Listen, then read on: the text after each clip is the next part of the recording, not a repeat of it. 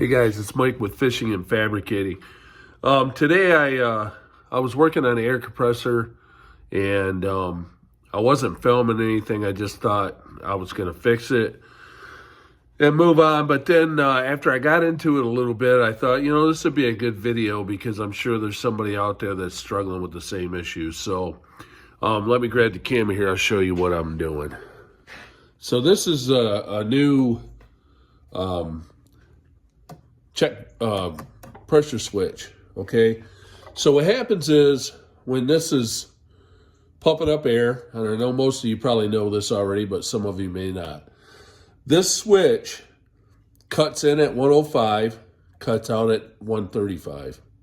So what that means is when it gets down to 105, the compressor automatically kick on. When it gets up to 135, it'll automatically kick off, and that keeps your pressure workable pressure in between 105 and 135.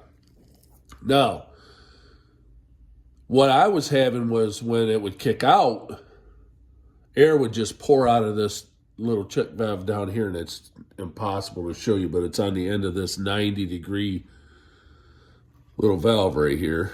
And so the air would just continuously just pour out of that until it got back down to, sorry about the camera, guys, I'm cell phone. Till it got back down to 105, and then it would just kick back on and pump up to 135, kick off, air would blow out until it got to 105, so on and so forth. You get the gist. It does it on every one of them. I don't get it. So what happened was this check valve, all right, this one is the one that goes down inside the tank. So this is between the tank and the pump. I'll give you a little look at that. So there's your pump right there.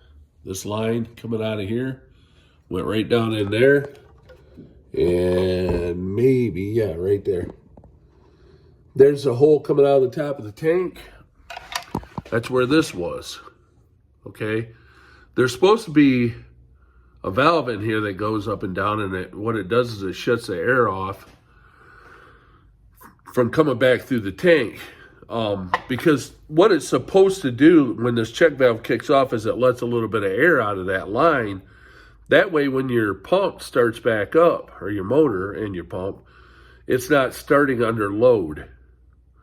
But if you don't have this check valve's not right, it's just going to let all the air out. So the switch is actually doing what it should be doing.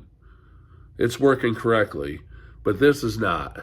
So what I had to do is I had to order one of these because I couldn't find one anywhere.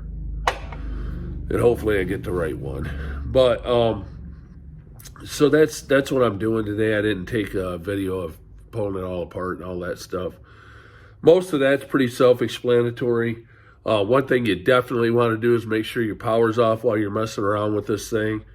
And just a word to the wise, make sure you drain the air out before you start taking lines off. When you get 135 pounds of pressure in a tank, you pull a line off, that can be pretty dangerous. Not to mention some of these smaller black lines that they use now, like this one right here. These things will whoop you. They'll whoop you hard if you take one off and it's got air flowing through it like that. They'll just start whipping around, and it can be very dangerous. You can put out an eye. You can get cut. I've actually got cut on one that exploded on me at work. So yeah, you just want to be super careful. Make sure that those these little guys right here say 0. Then you know you're safe, as long as your gauges are working correctly. I don't really have much more to say about it.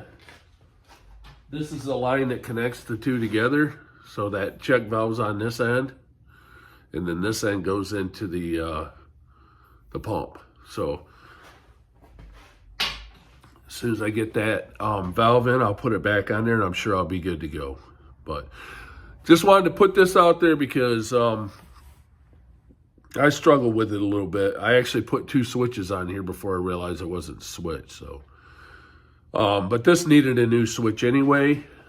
The switch that was on it was didn't have the on and off button on the outside. This one's got the auto and off, so I don't have to keep shutting the breaker on and off when I use it. So I wanted to do this anyhow, but yeah, it's definitely got to hold pressure though in order for it to work correctly. So if you're struggling with that, check your check valve out. I want to show you real quick because you can see how you can see right through that?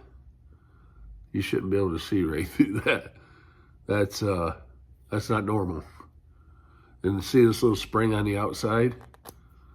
That's probably supposed to be on the inside, holding something in there. So, all right, that's it. Just wanted to run that through and show you what I was dealing with. Hopefully it helped you. So if you have a check valve problem on your air compressor, if your air is flowing out like that, it's a check valve. Don't forget to like and subscribe. Hit the notification bell. Tell your friends, and appreciate you watching.